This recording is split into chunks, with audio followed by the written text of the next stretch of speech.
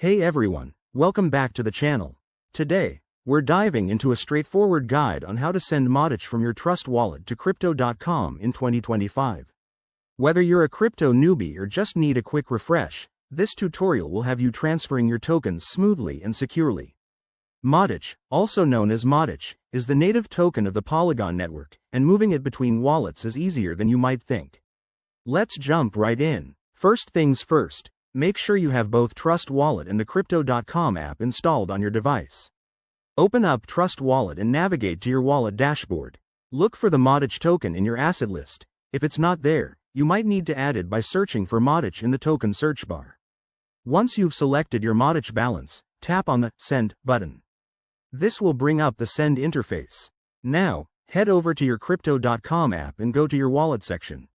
Copy the deposit address for MATIC. Double-check that it's for the Polygon network to avoid any mix-ups. Paste this address into the To field in Trust Wallet.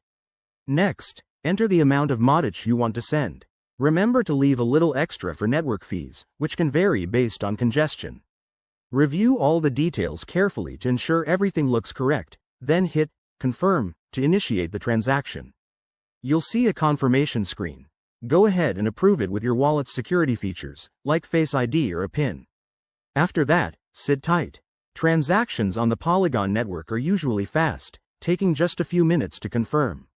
Once it's done, check your Crypto.com account to verify that your MATIC has arrived. If you run into any issues, like delays or errors, double-check the network you selected and your addresses. And there you have it.